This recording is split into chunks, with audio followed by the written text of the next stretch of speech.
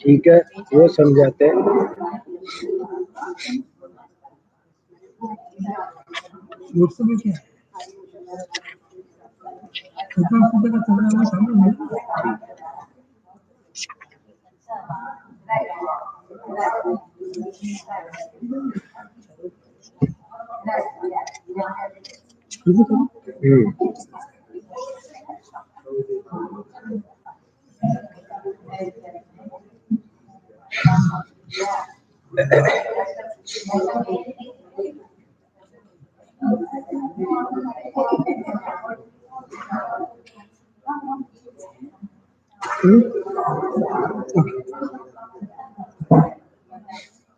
मोक्षमार्गस्य नेतारं वेत्तारं कर्मभूव्रतां ज्ञातारं विश्वतत्त्वानां वन्दे तद्गुणलब्धये।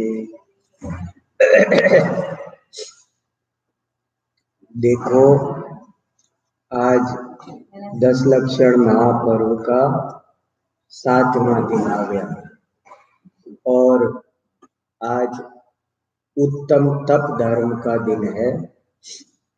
तप माने क्या, तप की परिभाषा क्या,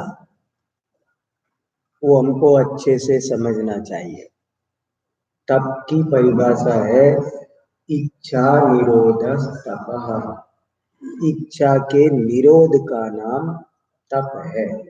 और उत्तम शब्द क्यों लगाया कि उत्तम माने सम्यक दर्शन पूर्वक हो। दुनिया में तप के नाम पर बहुत सारा कुतप चलता है, वो तप नहीं है। तप से कर्म की निर्जरा होती है। तपसा निर्जरा च, तप निर्जरा का कारण है।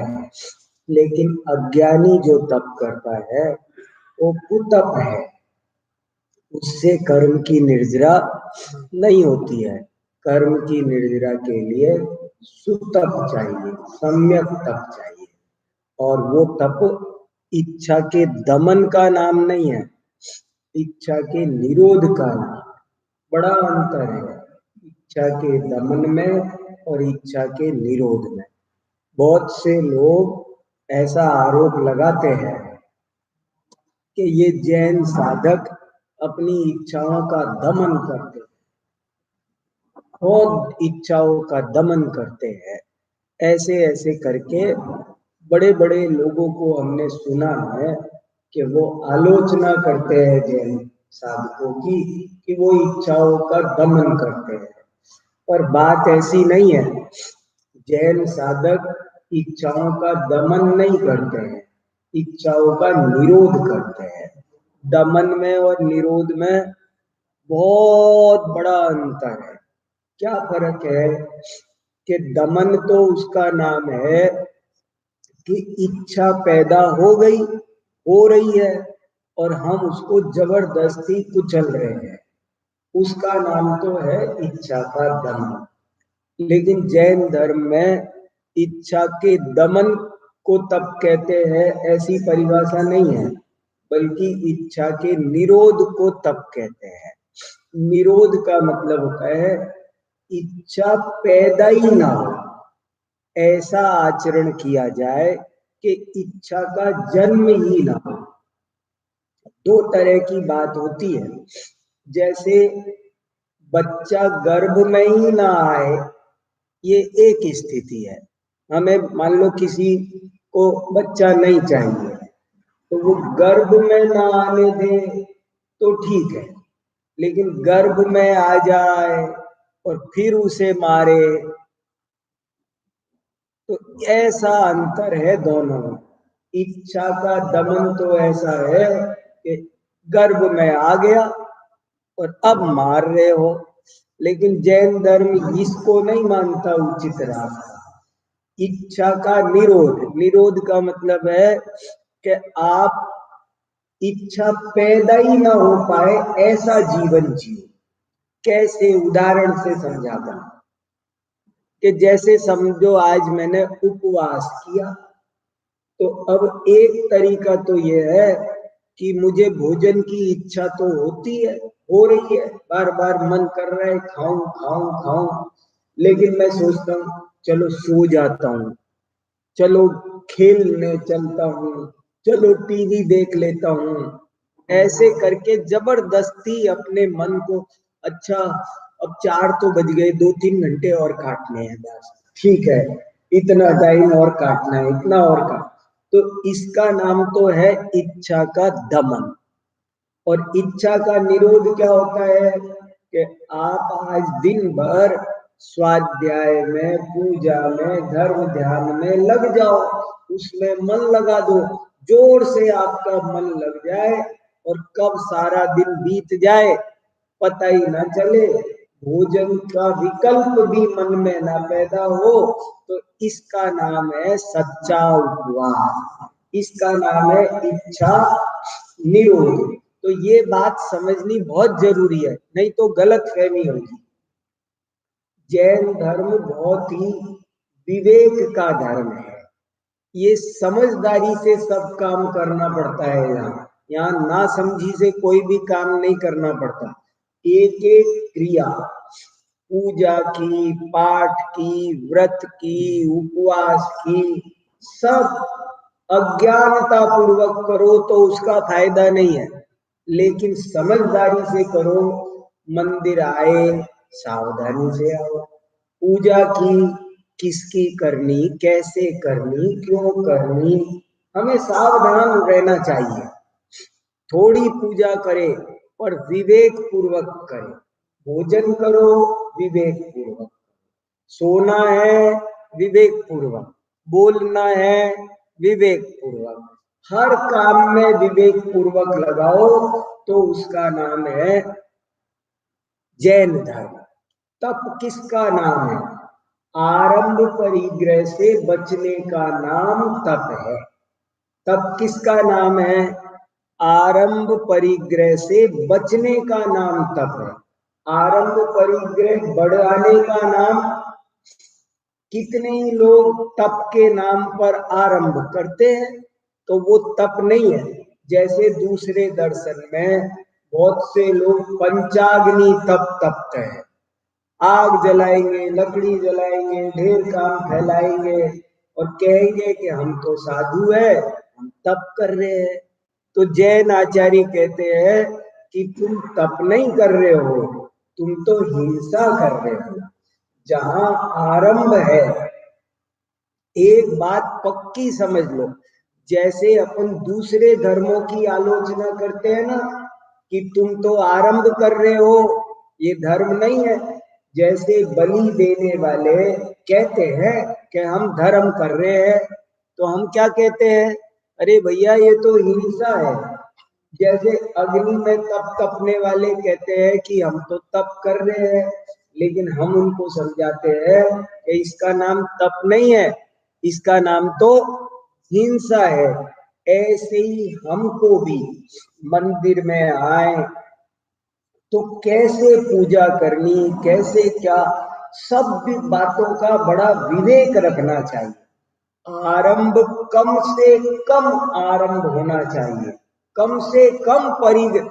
जहां आरंभ परिग्रह है वहां धर्म नहीं है, ये बात हमको बहुत अच्छे से विवेक से समझना चाहिए। हमारे जैन धर्म में बहुत जोर से, चाहे दिगंबर हो, श्वेतांबर हो, ये तत्वार्थ सूत्र सब मानते हैं। और इस तत्वार्थ सूत्र में लिखा है, बहु आरंभ परिग्रह त्वम नारकस्य आयुष, अल्पारंभ परिग्रह त्वम मानुषस्य आयुष। बहुत आरंभ परिग्रह करना, वो नरक आयु का बंद होता है उससे। जैन धर्म आरंभ परिग्रह का विरोधी है। आरंभ शब्द समझे आप, ये जरा टेक्निकल टर्म है। जो लोग स्वाध्याय करने वाले हैं वो तो समझ गए होंगे आरंभ माने क्या, लेकिन आरंभ माने जो नए लोग हैं वो नहीं समझे होंगे, उनको समझना चाहिए। ये 2 शब्द समझना बहुत जरूरी है। नंबर 1 आरंभ और नंबर 2 परिग्रह। दुर्गति का कारण क्या है? आरंभ और परिग्रह। आरंभ माने क्या? आरंभ की परिभाषा याद रखो, प्राणी पीड़ा हेतुक व्यापार आरंभ।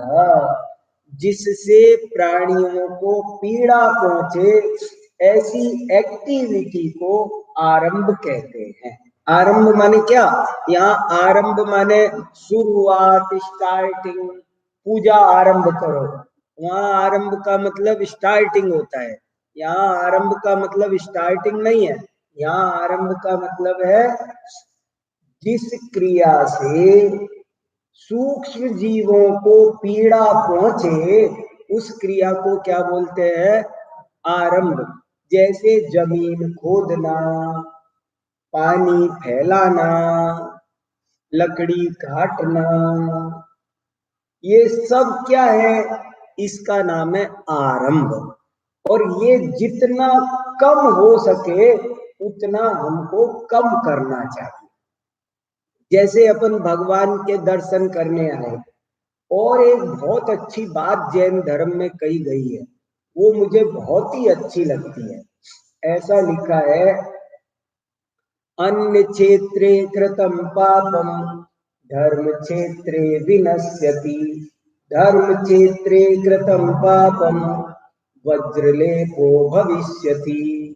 बहुत गजब का श्लोक है, बहुत ध्यान से सुनना। अन्य क्षेत्रे कृतं पापम धर्म क्षेत्रे विनश्यति।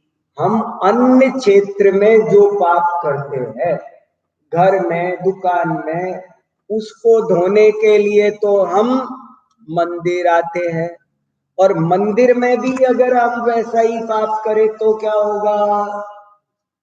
वज्रलेपो भविष्यति। मंदिर में यदि हमने आरंभ ज्यादा किया तो बोले अब इसको धोने कहाँ जाओगे? वज्रलेप होगा। तो हमको पूजा पाठ सब करते समय बहुत सावधानी रखनी चाहिए।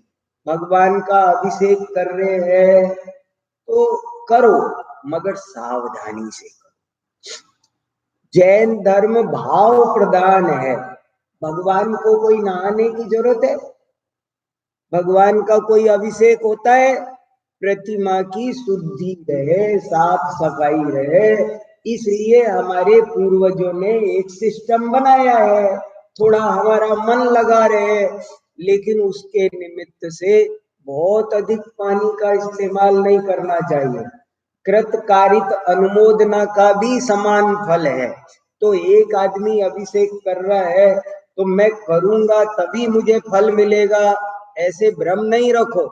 अगर विलास भाई कर रहे हैं और मैं देख रहा हूं हाथ जोड़ के, तो समझो मैंने भी अभिषेक किया, मैं भी करूंगा, ज्यादा से करूंगा, ऐसी कभी भी इच्छा नहीं करनी चाहिए। करो, कम जल से करो, थोड़ा थोड़ा करो। ये तो क्या है, अपन लोग नए नए होते हैं तो हमारा मन नहीं लगता। अज्ञानी जो प्राइमरी लोग आते हैं ना, नर्सरी क्लास के धर्म में लगाने के लिए, उनको थोड़ा सा कोई कोई आलम्बन देते हैं ताकि उनका मन लगे, मन भटके नहीं। भगवान की पूजा करने के लिए कितना द्रव्य चाहिए? कोई कंपटीशन नहीं है। लोग कंपटीशन करते हैं, हमने 1 किलो द्रव्य से किया, अरे हमने तो 5 किलो से किया, अरे हमने तो 11 किलो से किया, अरे हमने 51 किलो से किया। अरे ऐसे कंपटीशन से धर्म नहीं होता, धर्म भाव से होता है। आपने बाहुबली भगवान की कहानी सुनी है? बाहुबली भगवान की मूर्ति बनाई राजा चामुंड राय ने, और बनाने के बाद में उसका मस्तकाभिषेक का प्रोग्राम रखा, और बड़े बड़े कलशों में बहुत सारा उन्होंने अभिषेक के लिए द्रव्य इकट्ठा किया। लेकिन अभिषेक जब करने लगा तो अभिषेक ही नहीं हुआ। वो ऊपर से कितने कलश डालते मगर वो यहीं रुक जाते, नीचे जाते ही नहीं। बहुत भीड़ खड़ी थी अभिषेक देखने के लिए, और पीछे ही पीछे एक बुढ़िया आधी कटोरी नारियल में लेकर के खड़ी थी। तो वो जरा सा नारियल की कटोरी में छोटा सा लेके खड़ी थी और उसने किया तो अभिषेक हो गया। बुढ़िया की लुटिया गजब कर गई। तो थोड़े भावों का धर्म है, धर्म जैन धर्म भाव प्रधान। ज्यादा आरंभ करोगे तो हिंसा ज्यादा लगेगी, इसलिए आरंभ कम से कम करना। कम पानी हो, कम सामग्री। क्या होता है देखो सुनो, उपयोग को एकाग्र करने के लिए ये व्यवस्था बनाई है कि तुम अब जलम निरूपामिति, अब चंदनम निरूपामिति, अब अक्षतम निरूपामिति, अब पुष्पम क्यों बनाई ये व्यवस्था? कि हमारा मन भागे नहीं। हम लोगों का मन टिकता नहीं है, भाग जाता है, बार बार घर भाग जाता है। अभी भी अपन कितनी कोशिश करते हैं, फिर भी ऐसा होता रहता है ना।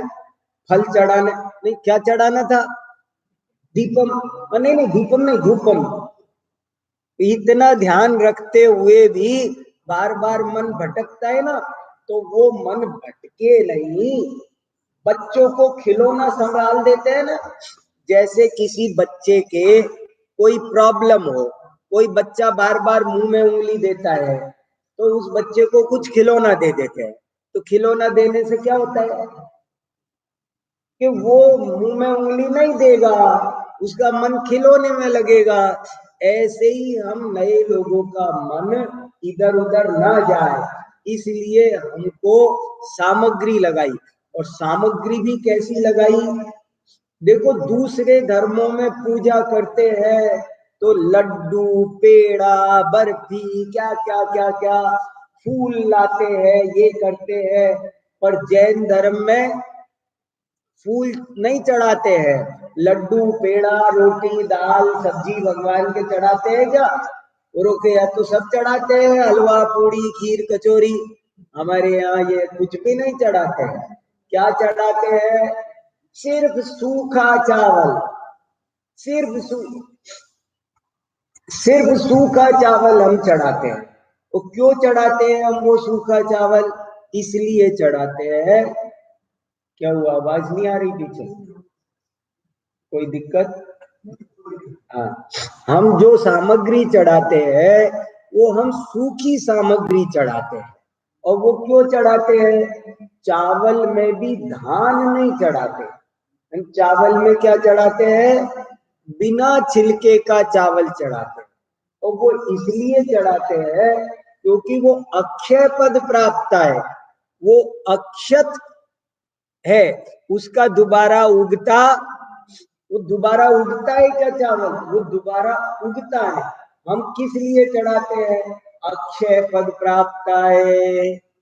गेहूं नहीं चढ़ाते, चना नहीं चढ़ाते। क्यों नहीं चढ़ाते गेहूं चना? क्योंकि गेहूं चना तो उग जाएगा, उगता है, उसका जन्म होता है दोबारा, लेकिन चावल का दोबारा जन्म नहीं होता है। तो हमारे पूजा में सामग्री शुद्ध होनी चाहिए। अगर अशुद्ध सामग्री इस्तेमाल कर लो तो हिंसा का पाप लगता है। हमें जरा सामग्री कम हो तो चलेगा, मगर अशुद्ध सामग्री, मान लो धूप नहीं मिल रही शुद्ध, तो कोई बात नहीं। अगर धूप शुद्ध मिल रही है तो ले लो, और धूप शुद्ध नहीं मिल रही है तो क्या करने का? कोई, अरे धूप नहीं है, भगवान नाराज हो जाएंगे। भगवान नाराज होंगे, पूजा नहीं होगी, कुछ नहीं होता। आप ऐसे ही बोलो, आप चावल ही चढ़ा दो, आप लौंग ही चढ़ा दो, आप लवंग चढ़ाओ और बोलो धूपम निरूपामिति स्वाहा। हमारे यहाँ कम से कम आरंभ करो, ये लिखा है। ज्यादा आरंभ मत करो, जितने कम से कम आरंभ में काम चल जाए उतना कम आरंभ करो। आज कितना देखो पर्यावरण प्रदूषित हो गया, वो सब ज्यादा आरंभ करने के कारण हुआ है। अगर हम अल्प आरंभ करते, आपको एक और खास बात बताऊं कि हमारे यहाँ आचार्यों ने ग्रामर भी लिखा है। संस्कृत में व्याकरण, ग्रामर, और उस ग्रामर में एक बहुत उच्च कोटि की बात आई है। वो बात क्या आई है कि जैसे संस्कृत में तो आधे अक्षर लिखना जरूरी है। जैसे संस्कृत में चंदन लिखना होगा ना, चंदन, तो कहते च लिखो, आधा न लिखो, फिर द लिखो, फिर न लिखो, ऐसे चंदन लिखो। लेकिन जैन आचार्यों ने संस्कृत ग्रामर में कहा ऐसे मत लिखो, बल्कि हम बताते हैं कैसे लिखो। च पर बिंदी लगाओ और द लिखो और न लिखो। समझ में आया आपको? समझ में आया क्या? फिर सुनो कि वो जो संस्कृत ग्रामर है वैदिकों की, पाणिनि वगैरह की, वो तो कहते हैं कि चंदन में आधा न लगाओ बीच में, च लिख के आधा न, फिर द, फिर न, ऐसे लिखो। रामम लिखना हो तो कैसे लिखो? राम और आगे बाद में हलंत वाला मैं लिखो, अरे घ्यम। दीपम, दीपम कैसे लिखो? दीप और आगे मैं लिख के उसको थोड़ा पैर में हलंत बनाओ, तब दीपम होगा। लेकिन जैन आचार्य कहते हैं ऐसे मत लिखा करो, आप तो ऐसे लिखो दी प और पै के ऊपर बिंदी, मैं मत लिखो, ऊपर बिंदी लिखो। चंदन लिखना हो तो च के ऊपर बिंदी लगाओ और फिर द लिखो, फिर ना लिखो। सबके समझ में आया? तो मैं शुरू में सोचता था ऐसा क्यों कह रहे हैं, ऐसा इतनी सी बात ये क्यों कह रहे हैं। लेकिन बाद में समझ में आया कि इसके पीछे बहुत बड़ा राज है, ये छोटी बात नहीं है। आपको समझ में आ रहा है ऐसा क्यों किया गया? देखो, अगर च के ऊपर बिंदी लगा दो न लिखने की बजाय, तो कागज कम लगेगा, स्याही कम लगेगी, समय कम लगेगा। ये अपरिग्रहवाद है। बताओ, दीपम, दीपम में आगे मैं लिखते तो जगह ज्यादा लगती, समय ज्यादा लगता, स्याही ज्यादा लगती। अगर पूरी किताब में से ऐसे ठीक कर दो ना, ऐसे सब जगह से आधा आधा अक्षर हटा के बिंदी बिंदी लगा दो इस पूरी किताब में, तो क्या होगा कि इसमें से आखिर में जाकर 2-4 पन्ने कम हो जाएंगे। और अगर 1000 कॉपी, मान लो 4 पन्ने कम हुए, तो 1000 कॉपी छपी तो 4000 पन्ने बच जाएंगे। और पन्ने किससे बनते हैं? पेड़ से, तो पेड़ बचेगा। एक बिंदी का ध्यान रखो। बताओ, हे भगवान। और अपन धड़ाधड़ लेके पेपर, दे धड़ाधड़, दे धड़ाधड़, दे धड़ाधड़ लगे पड़े, कितना आरंभ करते हैं। जितना खाना उतना बनाओ, वेस्ट नहीं करो। हमने जितना खाना है उतना बनाना चाहिए। जितना चीजें है घर में, दाल है, सब्जी है, सब चीजें, आप उन सबको सावधानी से, जैनों की जीवन शैली बहुत अद्भुत होती है, ये चीजों को वेस्ट नहीं करते हैं। महात्मा गांधी जरा जरा सी चीज का इस्तेमाल करते थे। हाँ बोलो बहन जी। क्या क्या? आधी, आधी पेंसिल भी? हाँ, क्यों फेंकने का, क्यों फेंकने का चीजों को? आदि गांधी जी आदि पेंसिल का भी उपयोग करते थे। एक दिन क्या हुआ, वो अपने लिए पानी पीने का घड़ा रखते थे, तो पानी पीने के घड़े में कोई नौकर आया घूमता फिरता, और उसने देखा कि पानी आधा घड़ा है, तो उसने वो आधा घड़ा फेंक दिया और दूसरा फुल भर के लाके रख दिया। तो गांधी जी जब पानी पीने उठे, देखा ये क्या, घड़ा फुल भर गया। फुल कैसे भर गया, वो तो अभी आधा था। तो उन्होंने पूछा उससे, ये पानी किसने भरा? बोले मैंने भरा। तो इसमें पहले आधा था, उसका क्या किया? बोले वो मैंने फेंक दिया, दूसरा ताजा ला करके भर दिया। तो गांधी जी ने कहा तुमने मेरे आज के हिस्से का पानी तो फेंक दिया, इसलिए मैं अब आज पानी का त्याग करता हूं, आज पानी नहीं पीऊंगा। पानी नहीं पिया आज, बताओ। देखो कितनी बड़ी बात है। मैं आपको प्रेम से समझा रहा हूं, आप कोई बुरा मत मानना मेरी बात का। खूब धर्म ध्यान करो, खूब धर्म की प्रभावना करो, कोई दिक्कत नहीं है। पर अब इतनी दूर से चल के आया हूं, आप सबके साथ पूजा पाठ सब कर रहा हूं, आनंद आ रहा है, तो आपको भी कोई बात अच्छी जो मेरे समझ में आ रही वो आपको बता रहा हूं। देखो क्या साफ साफ, तप किसका नाम है? आरंभ परिग्रह कम करने का नाम तप है। जिसमें आरंभ परिग्रह ज्यादा हो, आप समझ लिया करो। जहां आरंभ है, जहां हिंसा है, उसका नाम धर्म नहीं है। कोई बताने की जरूरत नहीं है, अपने आप समझ लिया करो। और ये तप 12 प्रकार का तप होता है। तप कितने तरह का कहा? 12 प्रकार का। 6 अंतरंग, 6 बहिरंग। 6 अंतरंग, 6 बहिरंग। क्या ऐसे दो तरह का क्यों रखा, अंतरंग और बहिरंग? इसमें भी बड़ा रहस्य है। वो रहस्य ये है कि अंदर बाहर दो, हमारी आत्मा अनादि काल से अशुद्ध हो रही है, उसे शुद्ध करने के लिए अंदर से भी तपाना है, बाहर से भी तपाना है। बाह्य साधन है। कल शाम को एक उदाहरण दिया था ना कि मंगाया तो पानी, लेकिन आया किसमें? गिलास में। गिलास के बिना पानी नहीं आएगा। बहिरंग तप के बिना अंतरंग तप नहीं होता है। लेकिन अंतरंग तप नहीं हो तो बहिरंग तप निष्फल रह जाता, उसका फल नहीं मिला। जैसे रोटी सेकते हैं तो दोनों तरफ से सेकते हैं, ऐसे ही हमको अंतरंग तप, बहिरंग तप सबका सहारा लेना चाहिए, लेकिन विवेक पूर्वक। इच्छा का निरोध हो, आरंभ का परिग्रह जिसमें कम हो, वो ही तप है। और 12 तपों के जरा नाम तो सुन लो आज के दिन। पहला तप अनशन। अनशन माने उपवास।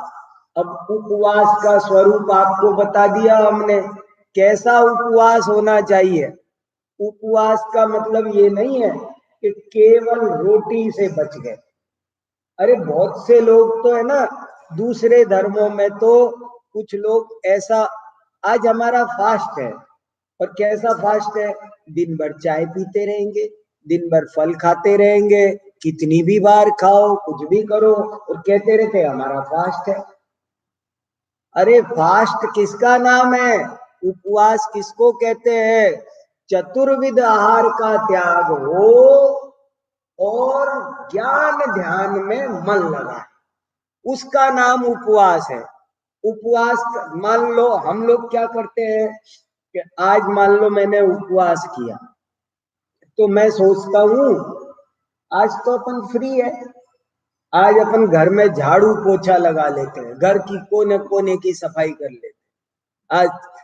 आज सफाई करने का दिन है, आज सफाई के लिए छुट्टी मिली है, आज स्वाध्याय के लिए छुट्टी मिली है। उपवास का मतलब है, उप माने समीप और वास माने रहना, आत्मा के समीप रहना, इसका नाम उपवास है। तो हमें ज्यादा से ज्यादा उपवास के दिन पूजा करो, भक्ति करो, खूब अच्छे से माला जपो, स्वाध्याय करो, पाठ करो, स्तोत्र पढ़ो, ये ज्यादा से ज्यादा करने का नाम उपवास है।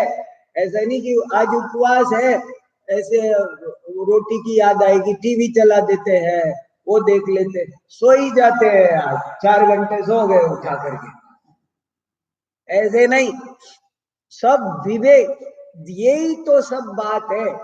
धर्म के क्षेत्र में आते तो लाखों लोग हैं, पर लाखों लोग धर्मात्मा नहीं होते, वो तो सब भीड़ है, उनमें से सेलेक्टेड लोग धर्मात्मा होते हैं। तो अब आप तय करो, आपको सचमुच धर्मात्मा बनना है या भीड़ में शामिल होना है। अगर सही में धर्मात्मा बनना है तो थोड़ा समझदारी से जीवन यापन करना पड़ेगा। तो पहला तप क्या है? अनशन, उपवास करो। और उपवास में क्या काम? दो काम करने हैं, चतुर्विध आहार का त्याग और धर्म ध्यान में लगे रहना। ज्यादा से ज्यादा जो स्वाध्याय पूजा पाठ में रहे तब तो वो उपवास किया, और नहीं तो उसको उपवास का सच्चा फल नहीं मिलेगा। दूसरे तप का नाम है ऊनोदर है। चतुर्विध का मतलब होता है कि कोई चीज खाना भी नहीं, खाद्य पाद्य लेय स्वाद्य, चार तरह के भोजन होते हैं, चार तरह का आहार होता है। जैसे सौंफ सुपारी खा लेना तो वो भी आहार है। पानी पीना, जैसे बहुत से लोग क्या करते हैं कि उपवास है तो दाल रोटी तो छोड़ दी, लेकिन दूध पानी पीते रहते हैं, चाय पानी पीते रहते हैं। तो ये एक आहार छोड़ा, चारों नहीं छोड़े उसने।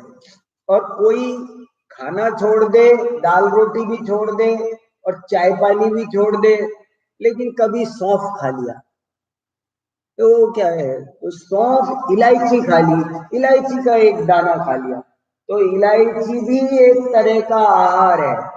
अगर आपने एकासन किया हो ना, बहुत से लोग एकासन करते हैं, और एकासन करते हैं तो खाना खा लेते हैं, तो फिर बाद में उठ करके आधा घंटे बाद में सौंफ इलायची खाते हैं।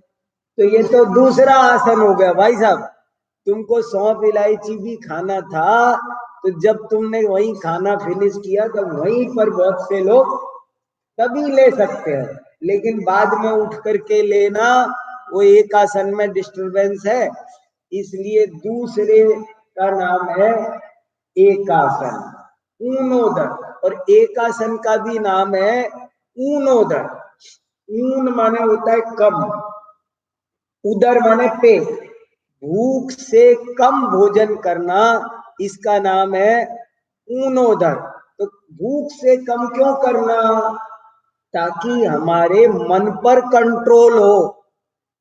देखो, भोजन पर बैठना नहीं, वो उसका नाम है उपवास। उपवास का मतलब है भोजन लेना ही नहीं, बिल्कुल जाना ही नहीं रसोई में, वो एक उपवास है। और ऊनोदर वो बड़ा तप है। बड़ा तप क्या है कि आप भोजन करने बैठ गए, लेकिन बैठ कर भी आपने थोड़ा सा खाया और उठ गए, तो इसमें इच्छा का निरोध ज्यादा है, इसमें इच्छा का निरोध ज्यादा है। इसलिए ऊनो, जैन धर्म की मुझे एक बात और बहुत अच्छी लगती है कि आप जितनी शक्ति हो उतना करो। जैन दर्शन बिल्कुल भी किसी भी बात को जबरदस्ती थोपता नहीं है। जैन धर्म जबरदस्त है, जबरदस्ती का नहीं है। तो बहुत विवेक के साथ में काम लेने का। तो अनशन दूसरा है, ऊनोदर तीसरा है, रस परित्याग। रस परित्याग माने एक एक रस छोड़ छोड़ करके। अब उसमें भी हमको चालाकी नहीं दिखाना चाहिए, उसमें भी सब बहुत चालाकी दिखाते हैं, वही तो गड़बड़ है। अरे करो तो थोड़ा ईमानदारी से करो, नहीं तो तुमको किसने कहा था, कोई कानून थोपा था? ये नहीं बोलोगे तो उठा करके पुलिस पकड़ ले जाएगी, जेल में डाल देगी, ऐसा कोई सिस्टम तो है नहीं। नहीं हो रहा तो मत करो, करना है तो तमीज से करो, तरीके से करो। अगर हम क्या करते हैं कि आज हमारे नमक का त्याग, तो भोजन ही ऐसा बनाओ जिसमें नमक की जरूरत ही ना पड़े। आज हलवा बनाओ, अब हलवे में तो नमक डल नहीं फिरा। आज हलवा खाएंगे, ऊपर से खीर पी लेंगे, अरे क्या होगा? अरे आज तुमको अपनी जबान पर नियंत्रण करना सीखना था। आज का लेसन खो दिया तुमने। आज तुमको ये सीखने का मौका था कि देखे मेरी इंद्रिय पर कितना कंट्रोल है। तो आज तो कम से कम रस परित्याग करना था ना। अनशन, अवमोदर्य, वृत्ति परिसंख्यान। वृत्ति परिसंख्यान का मतलब है आइटम की संख्या निश्चित करो। 20-20, 30-30 आइटम भोजन में रखते हैं। वृत्ति परिसंख्यान का मतलब है आज मैं एक ही चीज खाऊंगा, दो ही खाऊंगा, बस ऐसा नहीं। आज मैं केवल दलिया खाऊंगा, बस हो गया काम। आज मैं केवल कोई एक चीज लूंगा, 2 चीज रख लो, 3 रख लो, बस ज्यादा नहीं। इसका नाम है वृत्ति परिसंख्यान। 100 आइटम खाते हैं तो 100 आइटम खाने से बहुत इच्छा फैलती है। इच्छा निरोधस तप। इच्छाओं का निरोध करना हो तो एक आइटम, 2 ही आइटम रखो, 3 ही रखो, बस और कुछ नहीं खाने का। अगर बोला है मैं आज 2 ही आइटम खाऊंगा, दाल और रोटी, बस। तो अब ये नहीं कि अब दाल में भी कुछ कुछ मत डालो 10 आइटम। दाल माने एक आइटम रहने दो, दाल ही, फिर उसमें सब डाल। मैं आज अकेला दलिया खाऊंगा तो दलिए में ही काजू बादाम सब डाल दो, नहीं। एक आइटम खाने का, एक चीज रखने का तो एक चीज रखने का, वो 10 आइटम नहीं। इससे इच्छाओं का निरोध होता है। वृत्ति परिसंख्यान, रस परित्याग, विविक्त सय्यासन, ये भी बहुत अच्छा तप है। विविक्त सय्यासन, विविक्त सय्यासन का मतलब है एकांत में रहना, अकेले रहना। अकेले रहना भी तप है। लोगों को अकेलापन काट खाता है, मन नहीं लगता है, बोर होते हैं। पर धर्म ध्यान करना हो, मोक्ष मार्ग की साधना करना हो तो अपना भाग्य ऐसा समझो और आज मैं अकेले रहूंगा। मौन ले लो, कभी कभी मौन लेना चाहिए। मौन लेके अकेले में बैठो शांति से। हम हैं और जिनवाणी है, बस और कुछ होना नहीं चाहिए। शांति से स्वाध्याय करो। विविक्त सय्यासन, एकांत में रहना। जन संपर्क से, दूसरे के साथ रहने से हमारी डिपेंडेंस बढ़ती है और अकेले रहने से हम इंडिपेंडेंट होते हैं। इसलिए ये ध्यान रखना चाहिए। अनशन, अवमोदर्य, वृत्ति परिसंख्यान, रस परित्याग, विविक्त सय्यासन और छठे तप का नाम है काय क्लेश। काय क्लेश, काय क्लेश माने काया को क्लेश देना नहीं, काया में कोई क्लेश हो तो उसकी चिंता नहीं करना। समझ में आया? काय क्लेश का मतलब क्या? काया को कष्ट देना ऐसे समझते बहुत से लोग। बहुत से हम तो सब काय क्लेश तप कर रहे हैं, काया को कष्ट देते हैं। जैन धर्म में काया को कष्ट देने की बात कहीं पर भी नहीं आई है।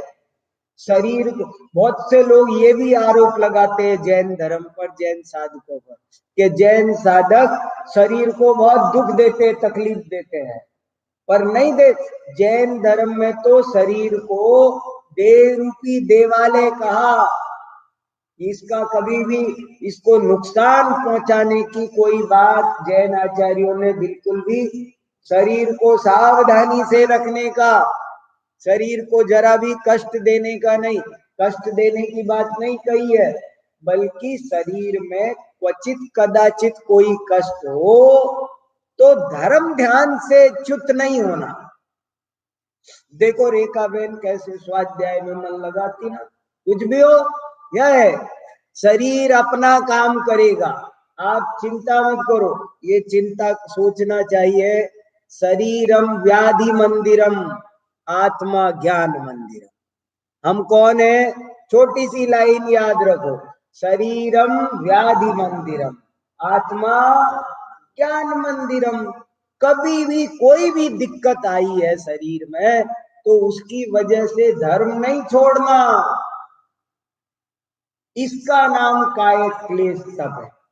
शरीर तो अपना काम करेगा, इसमें क्या है? कभी बुखार भी आया, कुछ भी हो, पर हमें हमारा धर्म ध्यान छोड़ना नहीं चाहिए। इसका नाम कायिक क्लेश तप है। होता है क्या? मान लो कई दफे मुनि महाराज ध्यान करने के लिए पद्मासन लगा के बैठे, अब बैठ गए, बैठने के बाद पता चला कि कोई कंकड़ चुभ रहा है, तो चुभ रहा है तो चुभ रहा है। अब उसकी चिंता, उसको हटाना निकालना। आज कष्ट सहन करने का अभ्यास रखो। प्रतिकूलताएं बहुत अच्छी होती है। दुख में सुमिरण सब करे, सुख में करे न कोई। जो सुख में सुमिरण करे तो दुख काहे को होए। किसी ने पूछा था ना प्रश्न कि हमको बहुत प्रतिकूलताएं हैं, क्या करें? क्या है? काय की प्रतिकूलता? प्रतिकूलताओं में धर्म ध्यान वाले जीव विशेष धर्म ध्यान कर लेते हैं, इसलिए आकुलता नहीं करना। ये भी एक तप है, काय क्लेश। प्रतिकूल परिस्थितियों की चिंता नहीं करना, वो काय क्लेश नाम का तप है। ये 6 प्रकार के तो बहिरंग तप है और 6 प्रकार के अनशन तप है। प्रायश्चित, देखो ये बहुत बढ़िया तप है। प्रायश्चित, प्रायश्चित का मतलब है जो हमसे गलती हुई है उसको धो देना, जितनी जल्दी पॉसिबल हो। तत्काल हो तो तत्काल, तत्काल नहीं हो तो शाम को। मैं बहुत दफे ऐसे कहता रहता हूं कि जैसे सुबह स्नान करते हैं ना हम सब, ऐसे एक स्नान रात को भी करना चाहिए सोने से पहले, पर बाथरूम में जाके नहीं। तो बाथरूम वाले स्नान को नहीं कह रहे। आजकल तो लोग शाम को सोते वक्त भी स्नान कर करके सोने लगे, रात में भी। अब ये देखो सब आरंभ का काम है ना, ज्यादा आरंभ नहीं फैलाना। तो रात्रि में कौन सा स्नान करना? रात्रि में जो स्नान है उसका नाम है धर्म स्नान, उसका नाम है प्रायश्चित।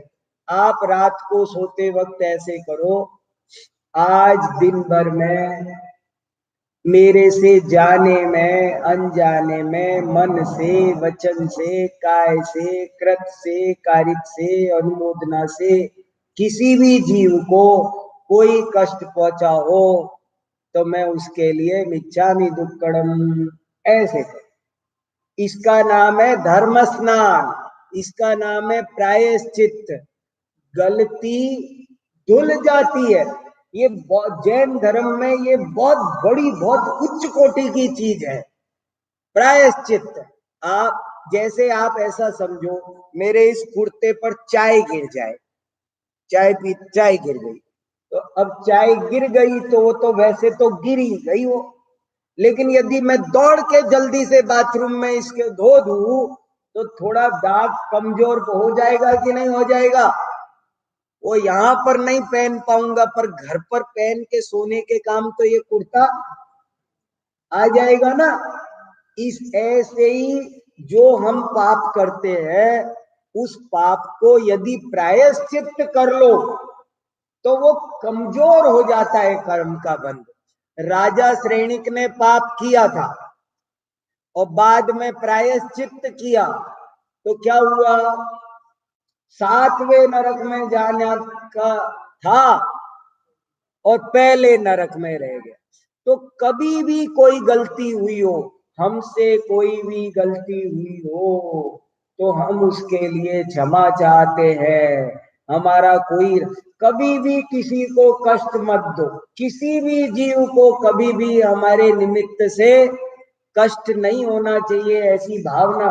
तीन, सुखी रहे सब जीव जगत के, हमारी तरफ से सब जीव सुखी रहो, ऐसी भावना मानी चाहिए। कोई किसी को दुख की भावना नहीं। इसका नाम है प्रायश्चित्त। प्रायश्चित्त माने हमने जो अपराध किया है उसका पश्चाताप करना, कि मैंने गलती से किया। हम झाड़ू लगाते हैं और काम करते हैं, पर ऐसा समझो ये मेरी मजबूरी है, मुझको नहीं करना चाहिए। पर हम क्यों करते हैं? ज्यादा हिंसा से बचने के लिए करते हैं। हम घर में सफाई क्यों करते हैं? कि नहीं करेंगे तो कल हमें ज्यादा हिंसा करनी पड़ेगी। अगर हम रोज सफाई करते हैं तो जीव उत्पन्न नहीं होते। आप पूरे घर की सफाई करते हो तो जाले नहीं लगते, कुछ नहीं होता, वो नहीं। अब बाद में आप नहीं करोगे तो क्या होगा? वहां पर बड़े बड़े पंचेंद्रीय जीव पैदा हो जाएंगे, बाद में आपको उनकी हिंसा करनी पड़ेगी। इसलिए हम रोज सफाई करते हैं, मगर उस रोज सफाई में भी जो सूक्ष्म जीवों की जाने अनजाने में हिंसा होती है, उसका हमको अपन चतुर्दशी को प्रतिक्रमण करेंगे ना, उसमें सब आएगा डिटेल में। प्रायश्चित, विनय। विनय माने देव शास्त्र गुरु जिनवाणी, इनके प्रति आदर का भाव, रेस्पेक्ट होनी चाहिए बहुत ज्यादा। इनके प्रति हमारे मन में कभी भी अनादर का भाव नहीं आना चाहिए। भगवान है, भगवान के सामने अगर हम हैं तो हमको भगवान के सामने कोई भी आचरण नहीं करना चाहिए। भगवान के सामने कैसा आचरण करना, कैसा नहीं करना, वो सब सिस्टम है। कुछ भी नहीं कर सकते आप वहां मंदिर में। इसलिए विनय, देव शास्त्र गुरु के प्रति जो आदर सम्मान का भाव है, बहुमान का भाव है, उसका नाम है विनय। कल उदाहरण दिया ना कि बाल्टी रखी है, बारिश हो रही है, पर एक भी बूंद पानी नहीं आया। क्यों? उल्टी रखी है। तो जिसमें विनय नहीं हो उसको ज्ञान धर्म प्राप्त होता नहीं है। प्रायश्चित, विनय, वैयावृत्य, धर्मात्माओं की सेवा करने से भी बहुत ज्ञान प्राप्त होता है। हमको अगर कोई धर्मात्मा व्यक्ति है उसे धर्म के मार्ग में स्थित करो, धर्म वृद्धि में। आप दूसरों के धर्म ध्यान में निमित्त बनो तो आपको भी धर्म ध्यान बढ़ता है। आप किसी के ज्ञान में निमित्त बनो। शास्त्र सभा हो रही है तो कोई ये सोचे मैं चलता हूं, मैं कुर्सी लगा देता हूं, मैं ऐसा कर देता हूं, तो इससे भी उसके ज्ञानावरण कर्म का नाश होता है, उसको सम्यक ज्ञान की प्राप्ति होती है। इसलिए वैयावृत्त, प्रायश्चित, विनय, वैयावृत्त और स्वाध्याय। स्वाध्याय का तो कहना ही क्या, आपको बार बार कह रहा हूं मैं। स्वाध्याय परमं तपः। देखो मैं तो आपसे फिर कह रहा हूं जोर से, आप सब बहुत भाग्यशाली हो। पूर्व में कोई पुण्य किया होगा तब तो ये सब अनुकूलताएं मिली है, लेकिन अब अगर धर्म ध्यान नहीं किया तो पुराना कमाया खर्च हो जाएगा खाली, फिर क्या होगा? तो अभी आगे के लिए फिर कमाना है, आगे भी ऐसे ही अनुकूलता मिले धर्म ध्यान की, तो उसके लिए हमें रोज स्वाध्याय करना चाहिए। 1 घंटा, आधा घंटा जरूर से जरूर। यहाँ जितने भी लोग बैठे हैं सबको नियम ले लेना चाहिए कि हम स्वाध्याय करेंगे। मैं सब जगह जाता हूं तो एक वाक्य बोलता हूं, भजन बिना भोजन नहीं, स्वाध्याय बिना शयन नहीं। ये सेंटेंस बोलता हूं बहुत जगह। क्या? भजन बिना भोजन नहीं और स्वाध्याय बिना शयन नहीं। जब आप भोजन करने बैठो, थाली आ गई सामने, आपने रोटी का टुकड़ा पकड़ भी लिया, तो अपने से पूछो आज मैंने भजन किया कि नहीं थोड़ी देर।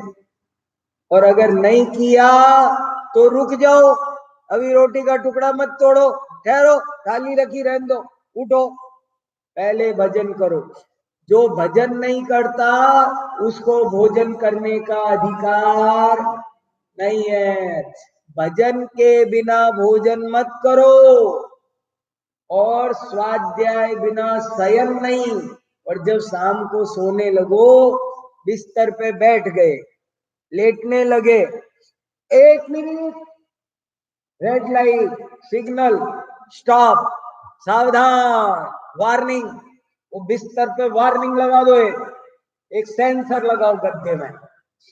जब लेटने लगे तो आपसे पूछेगा आपने आज स्वाध्याय किया। सब चीजों में सेंसर लगा देते हैं कि नहीं, गद्दे में भी लगता है, लग सकता होगा यहाँ कुछ तो उसमें भी एक सेंसर लगाओ कि जब सोने लगो तो वो गद्दा पूछे आपने स्वाध्याय किया। वो कितनी भी तेज नींद आ रही हो, लेकिन यदि स्वाध्याय नहीं किया तो रुक जाओ, वो सोने नहीं देगा आपको।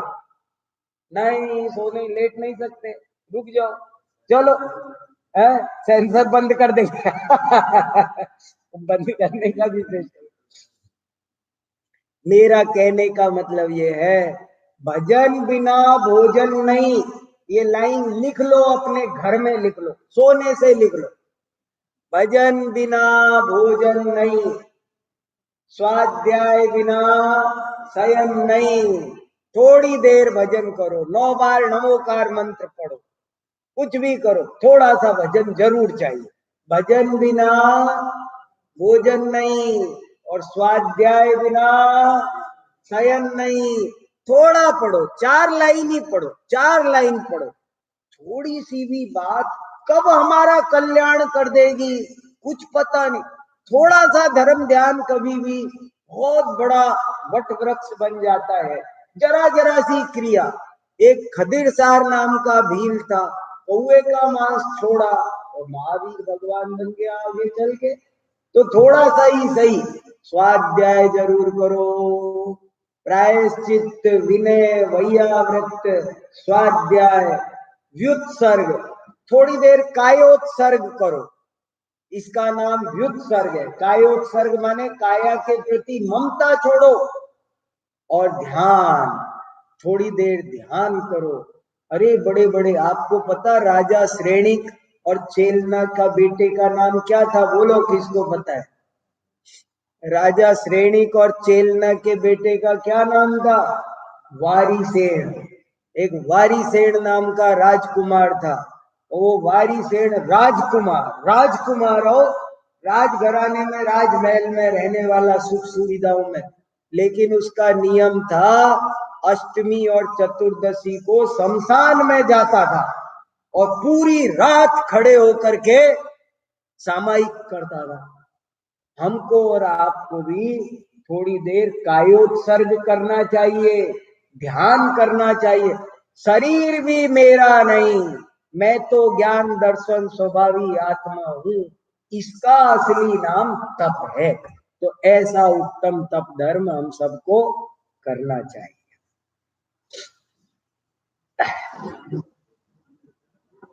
क्या करना चाहिए ध्यान में, शाम को और बताएंगे।